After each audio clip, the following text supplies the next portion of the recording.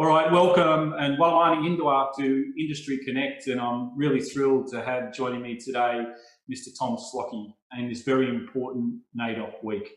Tom is the chairman of Searms, the Aboriginal Corporation, which stands for the South Eastern Aboriginal Regional Management Service, and Searms is also a corporate member of AHI.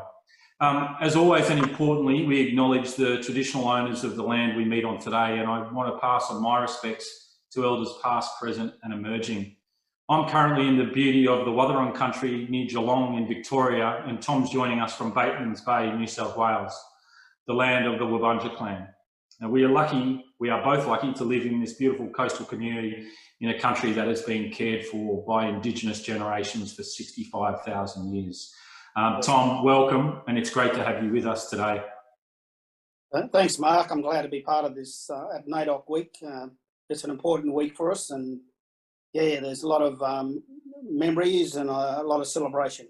Absolutely, absolutely. Now, Tom, I think it's probably wise for those of our audience outside of Australia, and potentially for many Australians, just to talk about what Naidoc is. It stands for the National Aboriginal and Islanders Day Observance Committee, and it celebrates the history, culture and achievement of Aboriginal and Torres Strait Islander peoples. Its history goes as far back as 1937, at a time when Indigenous leaders stood up to the poor treatment of Indigenous peoples and what became a famous day in 1938 in a protest of Indigenous rights, the famous Day of Mourning. This started off the national observance, and the phrase Naidoc was enshrined into modern Australian culture in 1991. And Naidoc is not only celebrated in Indigenous communities, but by all Australians from all walks of life.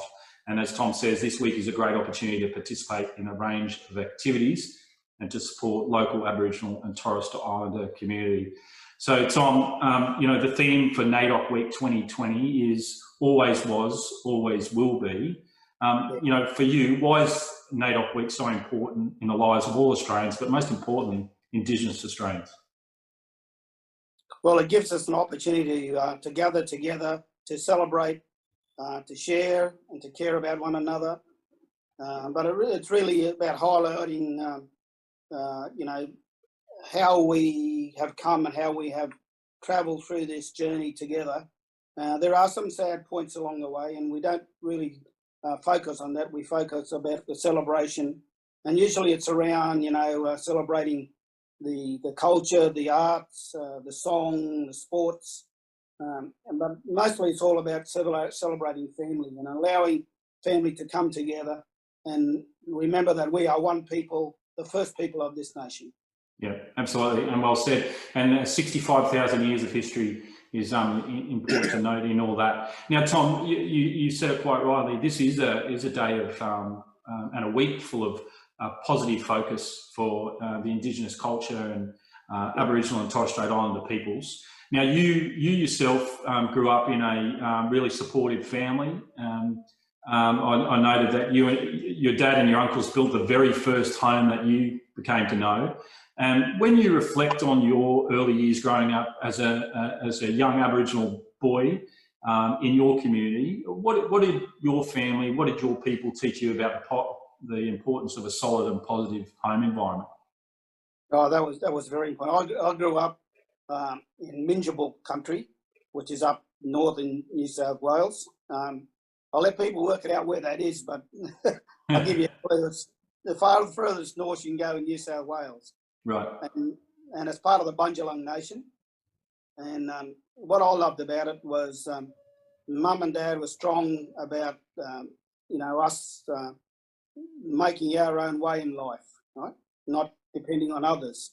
I think all the uncles in our family and in our community then all used to do that for their siblings, and so when we were taught very strongly about education, it was important for us.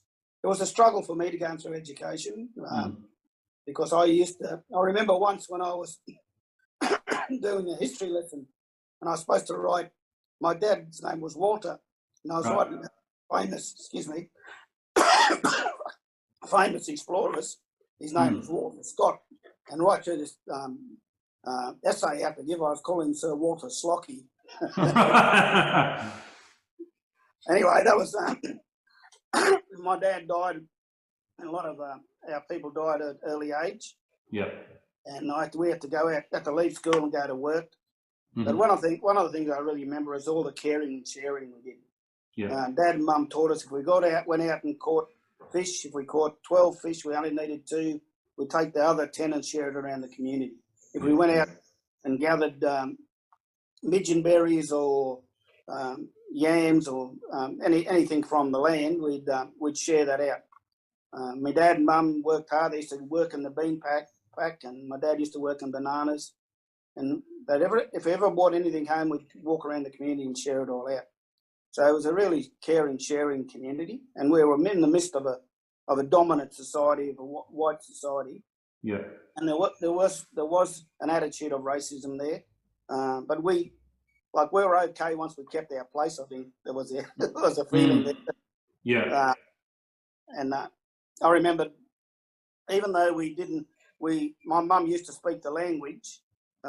She came from Butcher country, which is up in Fraser Island. Right. Her sister. She was too scared to teach it to us. She taught us a few words, but she was afraid the police would come and arrest her if she taught the language. We couldn't dance. We couldn't play didgeridoo. But the uncles used to bring this old Aboriginal fellow. He was a younger Aboriginal fellow, but he was older than us, and he used to bring us down and he'd teach us some of the culture from out in East Country. And we do this as I'd seen that as a more important education than going to school. Yeah, absolutely. They used to teach how to hunt and gather, and he'd teach us about the song and dance. And then we had an old fella come up there, my old Uncle Joe from La Perouse. He come up, taught us all about boomerangs and how to make them, and we used to go out to the mangroves and cut the mangroves and help him make boomerangs. Old Uncle Joe, he's not really noted in the history, but he's a famous man as far as I'm concerned. He went around the world throwing boomerangs. Yeah. And this is the sort of thing the community we grew up in, and it was we all went out and worked hard. And there was plenty of work around there, of course, too. And I left school when I didn't finish my schooling properly, so and I just had to get to work because Dad basically died early. From there, I used to play sports in this old ground, and the cops used to come along and arrest people for doing nothing at all. And I thought, I don't like this. So funny enough, I decided to leave. Yeah. When I was 17 years old, I sort of joined the army. Right. It's funny because I never fired a gun in my life. Right. Wasn't interested, had no desire, but I thought, this is a way out, something different for me to do. And it started me on a path, I suppose, my own personal path of getting to know more about the white fella culture, I suppose. Yeah. But I've always missed my community, but I dedicated myself to, once. I think my old people taught me, Mum and Dad and my uncles and all that, they all taught me, once you make a commitment, you stick to it. And I was stuck to it. Yeah. So, eventually that brought me down to a place in Bateman's Bay, but that's another story. Yeah. And I think, the same principles, the same values were in this community when I came down here, and that's why I married a young girl from down here and stayed in this community. Yeah, yeah. And Tom, that your parents giving you that, I suppose, encouragement to be independent and self-sufficient and to be a share and care amongst your community. I mean, I didn't spend any time in the military, but I don't think that's probably too far removed from going and serving in the army and being close to your colleagues and your team and supporting one another. That wouldn't have been a shift too far, I would assume. Yeah, there were some similarities, but there was a lot of challenges also. No, I bet.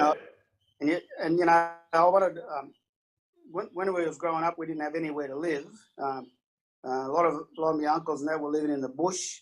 I remember my old uncle made a beautiful hut, out of old corrugated iron and hessian bag and bush timber, and it was a beautiful old hut in the bush there, and the floor was immaculate. You know, and we used to go into the bush all the time and visit our uncles. They used to make these huts in the bush. Yeah. You go up there to that community now, and it's just nothing but buildings everywhere and high-rise everywhere. Yeah. Where old people used to live. Yeah. But that's home was important to them. Absolutely. My mum told me, I don't remember this, but my mum told me I was born under a wooden big tree. Lovely. An old Hessian bag hut. Yeah. And then we moved. And my dad was a fisherman, and so he got some work up in Queensland, so we moved up to Queensland. But I always remember how important a house was. And then when we came back from Queensland to Tweed, Dad had enough money to buy a block of land, and we had no money to build a house. So all the uncles, they were pretty skilled people then. We didn't have all the regulation of council around, admittedly, but they got in together and they all built. Some of them done a little bit of training and with some of the white trades fellas, I think. And then we actually, Dad and the uncles built our own house. And I remember a little story when I was young. I was watching them. I must have been about 12 or 13. I was watching an electrician next door put the wiring in. And when the house was finished, I went and actually wired the house up. Oh, wow. But I went down the dump and picked up all this old electricity cable. And we had 3 lights and two old power points. Yeah. And electrician had to hook it up to the box and all that, but I'd wire the whole house up. Yeah. Yeah, brilliant. Good on you. Absolutely self-sufficient. Yeah. So Tom, you met a young lady down in the Batemans Bay area, and then when did you first start post your army experience? When did you first start getting into the housing sector? Oh, when I left the army, as a Christian, I prayed to God, what will I do? I had no intention of looking for a job, but my Uncle Ozzie, Pastor Ozzie Cruz, rang me up, and he used to be the sitting member for what this is pre-ATSIC, Aboriginal and Torres Strait Islander Commission. There was an agency called National Aboriginal Congress, and I went to NACC, National Aboriginal Consultative Council or something it was called. Yeah. And he was like a politician, black politician, and he asked me to work for him. So I got out of the army, went straight into this job, and it took me to all the communities from Wollongong over to Goulburn, Queanbeyan, down to Tumut, Cooma, down to Eden. And I started to observe the conditions of people down here with housing. And I remember coming down to Batemans Bay to play football when I was in the army. And a lot of my people had been at a place called Badalla or Narragunda up in the back roads of Badalla there, picking beads and peas for a living. And they'd all come down, and it was very much like Uncle Tom's Cabin, the old Negroes slavers. Right. And they set up these tin shacks and things all along the creek, and they used to go and pick beans all day. They were a happy group. They just used to sing and dance and have a few beers and wines and work hard. And it was good. And I met all them, and eventually the farms closed down, and they had them somewhere to live. So it was them days of Gott Whitlam, when he started, moving on the self-determination of Aboriginal people, and started funding some of these Aboriginal housing companies. And there was one down at Alice, or the Aboriginal Housing Company. My uncle, my wife's uncle, was managing that, and I thought, there's something maybe I can offer. So eventually come to Batemans Bay, and I'd got out the army. I had some money in my bank, and I couldn't rent a house anywhere, and it devastated me. I thought to myself, I couldn't buy a block of land. I couldn't rent a house. I moved in. My wife and I and the 4 children moved in with an old derelict house with my sister. And I started to realise that, look, I've got a bit of confidence about being in the army. I've got a bit of money in my pocket, and I can't get a house. So that's my other brothers and sisters, living. So I thought, no, I've got to do something about this. So I started an Aboriginal housing company, and that I helped other communities around too, but in Bateman's Bay, I dedicated myself to making sure that people here were housed, and yeah, so began my life in Aboriginal housing. So that was the Budawang Housing Corporation. That's what you started to focus on that. And what did you kind of achieve? What was the highlight for you in setting that up? Oh, I think the highlight was that people came together and worked together as a community. We all knew we needed things. There was a lot of competition for housing, but we realised that the people who needed it most got it first. And there was just a unity in the town then, and it was hard work because you had to collect the rents, you had to look after the houses. Didn't have a lot of training in that, but eventually got it. But I felt like we were all working together to help out each other in the community. And over the years, we grew the company and grew the organisation into to provide really quality housing for our people in Bateman's Bay. Yeah. Now that led you on to other kind of things in your career. Deputy Mayor, I'm just reading, you've got a long list of some amazing achievements, but Deputy Mayor of the Eurobodalla Shire Council, you went on to be the inaugural chairperson of both the Aboriginal Housing Development Committee and the Aboriginal Housing Office in New South Wales. You've been chair of the Southern Area Health Services Board, et cetera, et cetera. You've done a long list of things, including what you're doing now, Tom, in your role as chair of Searms. You've had the ability and a great experience of seeing a changing of the landscape in both housing and healthcare support for Aboriginal people. But what do you see as the biggest kind of achievement over the journey? What do you look back on and say, wow, I'm glad we were able to achieve that at this time? That's a good question, because it's a never-ending struggle, I think, to look after people. But I think the greatest achievement is at that time, for me personally, I also started an Aboriginal building company. Right. We employed princes, and we built houses up and down the coast, and we bought land. We built houses on them. We built the Land Council office in Bateman's Bay. We built houses up and down that we trained. We started training 12 apprentices. 4 got through to qualifications. 3 are qualified carpenters now. So, that for me, when I look back, I see some of the houses that we actually built and how they've sustained very solid houses over the years. And for me, that's been the greatest achievement. But in those days, Mark, there used to be an understanding that Aboriginal people needed help to look after their own people under the self-determination. And there was this funding from government that used to go directly to Aboriginal organisations for them to either buy houses or build houses. Like I said, I built a lot of houses. And I think that was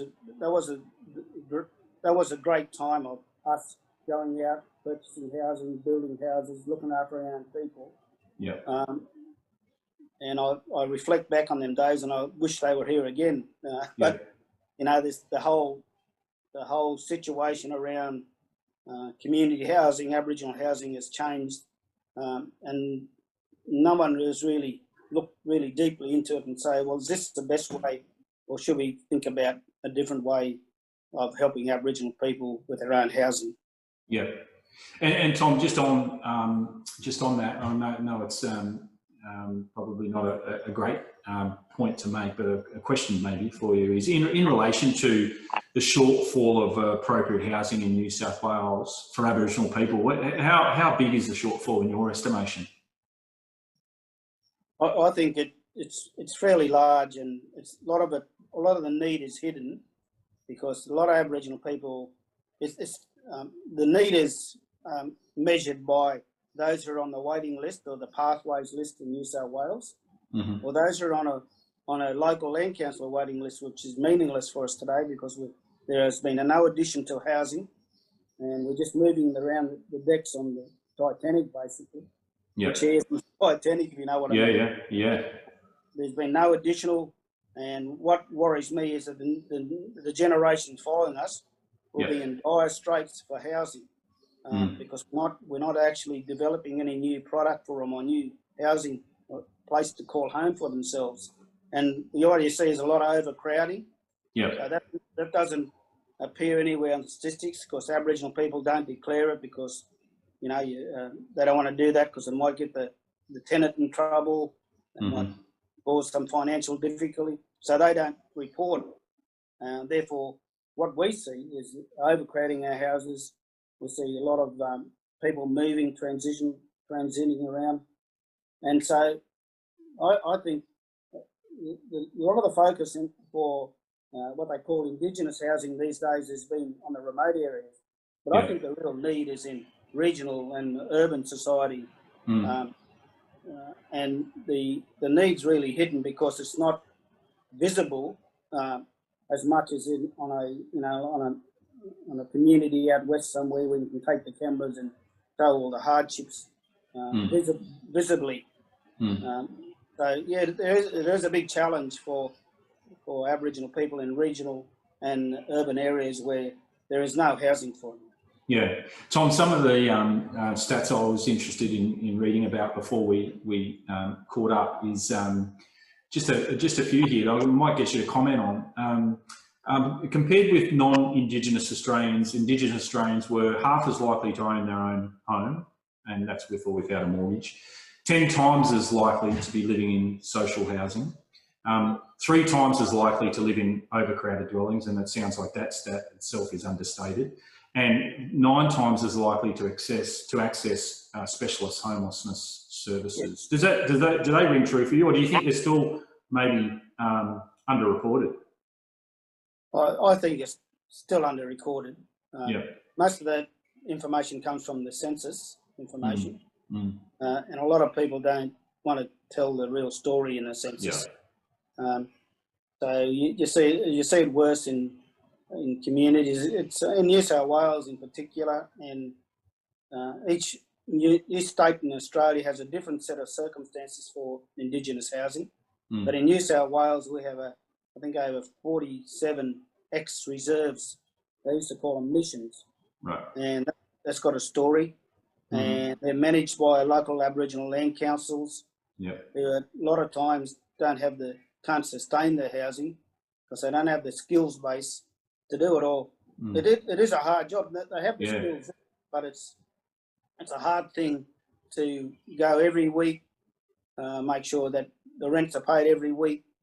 When you know some of even your own family are struggling with their own issues of social issues or mental health issues or other social type issues, and so it's become a really hard thing. And I think, Mark, the bad thing that's happened is that people have made judgments on us that we're not looking after things, and therefore we can't be trusted with any asset. And I think that's a very flawed view of Aboriginal people. Yeah, absolutely, and a very destructive view. Absolutely. Well, let's just talk about Searms, and you mentioned mental health and some of the social challenges, Tom, that are in all communities, not just Indigenous communities, but heavily concentrated in Indigenous communities. Just the work you're doing around Searms. So what I think I heard you say is you're creating really important infrastructure, homes for people and housing people, but it's all those kind of support services that I think would be really important that you deliver, things around mental health or community support. Is that kind of the best way to describe what you do from the Searms perspective? That's the core of what you do. Well, can I just take a step backwards for a minute? Sure. And I think that the structure of Aboriginal housing needs to have some reform. Right. And the reason we got an organisation like Searms is that self-determination was a good principle, but the reality of self-management at a local level was very different to self-management. And I don't think we've ever grasped on to how difficult it is to do to do self-management within a small community, Yeah. particular people. So I advocated for reform way back for a more regional type approach, Right. where we could still engage and communicate and respect some of the desires of the local community, but have an organisation that could meet all the compliance requirements of government, and be accountable both to the tenants and be accountable to ourselves about where the finances are being applied.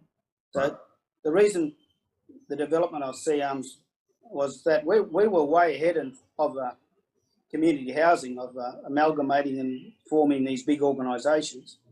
But it never really took traction. But we've stuck with Searms because the model of delivering better home services and better housing and better care services is through an organisation like Searms. Yeah. Now, the sustaining tenancies is a very important thing. We employ housing officers, but their job is to basically make sure the tenants pay their rent, the houses are looked after, that all the other issues are dealt with relating to housing. And at times they have to perform the role of counsellor, encourager, even use discipline with their own family members, which is hard sometimes when they're very close to family. So we have to rely on these support services or these wraparound services from other agencies. So we try to develop strong partnerships and relationships with the likes of Anglicare, for example. But what we find is we have to do some cultural teaching before and get some education about Aboriginal housing before they can actually help our people. And although they do help us, it's a lot of work we have to put in to make sure these services look after our people with their social needs. And Searms does a good job at it, but it'd be better if we were directly funded to look after our own people with the social issues. Instead of just looking after their housing issues. So you get more, what you're saying is so you're able to deliver a more complete solution to the people in your community. Definitely. So what do you see, say in 2021, and sometimes I want to forget 2020 because it's been a challenging year for us all, and I want to talk to you about the start of your year and for your community around bushfires. But what do you see as the key focus for you and your organisation going into next year? Where are you going to focus your time and your energy? We're focused on continue to provide the quality services for our communities. We're not just a business, although we have to run sometimes like a business. We're a service provider, and we want to make sure our people are looked after in their homes, and that they have the services there to look at. We've got a lot of Aboriginal people in homes who are ageing, so the elders need better services. We've been working with an organisation called Burraja, which is an Aboriginal home care type service, and they needed to be more supported by government to provide services to our ageing population in our housing. The housing itself is ageing. So the houses are ageing, the people are ageing, and we're just going around in a circle of what I feel, and we're not getting any support, any substantial support from government to move into develop. What angers me most of all, Mark, is that we've been left to die in the vine. I've been using that while mainstream mainstream community housing has gone from strength to strength. They've got their challenges too, but they've reformed the sector, and you find some community housing agencies, have the volume, have the numbers to make decent enough dollars, have the cash flow to look after their people, and then go into development and actually develop more properties. Yeah. That's what I hope for Searms, that we would get into that place. But it's taken a long time, and we really don't have government support fully. And I think I'll go back to what I said earlier, that I don't think government really understands or trusts that we can actually do a good job for our people. Yeah. Yeah. So what's the circuit breaker there, Tom? What changes that? What changes that perception? Is that more senior political representation who are from Indigenous backgrounds? Is that the way that's going to be broken? That view? Well, I think the good news is that we advocated and others advocated to get housing as part of the closing the gap target. Now, how to unpack that and how the government might actually start funding some new models of housing to actually build more housing. That might be the answer for us. That is the answer for us. We need some grant funding to build houses, right?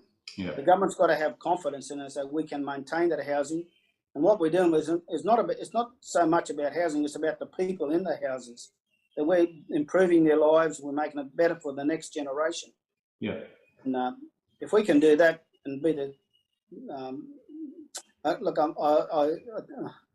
always don't like to use the word business, but unless we become a business and work like a business, then we won't be able to provide the services, right?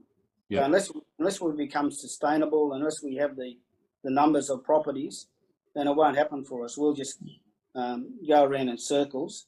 And what the sad thing is that we end up fighting one another because communities get disappointed or discouraged. Tenants get angry that we don't provide this or that. But all we have to do is we have to rely on the income of rent. Yeah. And we have to collect rent regularly and make sure that our people keep paying it, even if sometimes a person has to go to jail, or someone has to go into rehab, or someone has, some other issue within their family life. There's a funeral, they have to go away for a funeral. And all these issues compound us as Searms trying to look after their so challenging. Now we can't talk about 2020 without COVID, but let's talk about it really quickly because it's. I think we've done COVID to death, so to speak. But obviously, COVID's been challenging for everyone, and I don't think there's been anyone who hasn't been impacted by it in some way. But the south coast of New South Wales, with the start of the year being bushfires and then into that kind of period of time, the last kind of 6 months, that's obviously been very challenging for your community on the south coast there, Tom. Yeah, it's been very traumatic. The people who lost their houses, we managed. Searms was with the leadership of Kim, got in quickly and we rehoused them. But it's funny, they missed their communities, not they rehoused outside of their community, and their big desire is to get back to the community. But you can see the energy sucked out of people, I suppose. From the bushfires and from COVID, we missed the gathering. It's starting to happen a little bit more now, but in February to September, it was pretty drastic. It was, and people were getting sick. We had a lot of deaths in the community. Young people who died, young people who committed suicide. It was terrible. It was. And I think we're coming out of it, but there's a lot of hurt still carrying on. Yeah, and all we can do is hope and pray for a brighter 2021. So that's the goal. Tom, just probably last couple. I know you're busy and you've got to do other things, but just on the topic of reconciliation, how do you think the society as a general, from your observation in the people that you deal with, how do you reckon we're going towards that goal of true reconciliation across the country? I've got different views on reconciliation. I think it's the wrong choice of word.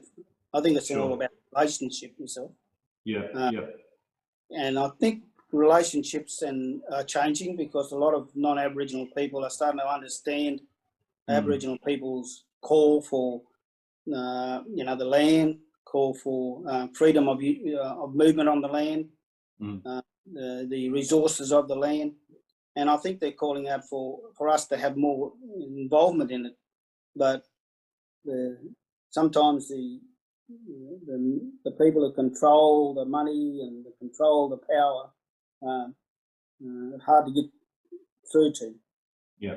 I think a lot of people have within their hearts want to build this relationship, build this understanding. Yeah. But I don't think it's going to happen through organisations. I think it's going to happen through a personal community. I suppose the media's got a lot to play with it, with this, and I'm hoping the media seems to be, getting the story out there. But I think at times it's covered over a little bit, and the real hard things that Aboriginal people face. Because in the end, what we're asking for is justice, right? And with justice comes recompense, right? People can't handle that. I think they think we just waste what we're given, the resources we're given. When we don't, we apply it well, and we make sure we look after our people, our mob. So I think reconciliation has grown a bit, and I think the understanding and the knowledge and the education is an ongoing thing, and I think the government needs to keep supporting it. Yeah, absolutely. And I think it's really important that organisations, I remember years ago in an organisation I was with, did Indigenous awareness training as a compulsory part of the professional development right across Australia. And I noticed a seismic shift in behaviour, like a seismic shift in the culture of people who weren't really aware what the history had been, and really took them to a better place about being more compassionate and caring. So I think education is critical, obviously, to that end goal. Just one more comment, Mark, about reconciliation. A lot of people have reconciliation plans. Yeah. I know they do a lot of work in developing these plans and putting them out there, make sure they educate their staff. But I say to them, what are you good at? Right? Whatever you're good at, whatever you're expert in, take that and offer it to the Aboriginal people. Right? And work with them. Don't try to invent the wheel. Just say, we're good at financial management, we're good at planning, we're good at building, and don't offer that to the Aboriginal people and work with them. Yeah, and lastly, Tom, one of the things I know through your CEO, Kim Sinclair, because and all credit to Kim, she was when we launched our new corporate membership model this year, the very first application we got for membership was from Kim. And talking to Kim, she values, I think what I'm hearing from you as well, is that real solid education of the people that work for Searms. Is that a fair statement to make, that the professional development of your people is critical? Yeah. We'll be telling the Closing the Gap people that one of the critical issues for Aboriginal housing right around Australia is workforce development and workforce support. They do it in health. They do workforce development in health, and a lot of money is invested into that. And I think, I will use the word investment. I think they could invest and get some really good outcomes if they invested in workforce development for Aboriginal people and Aboriginal housing. Yeah.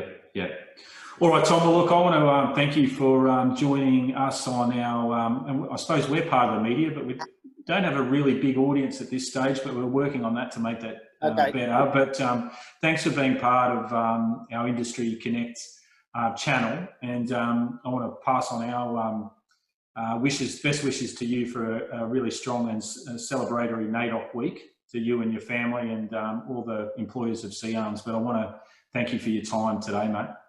Okay. Wallawani Nindawa. Great. Thanks for being here again, Tom. Thank you.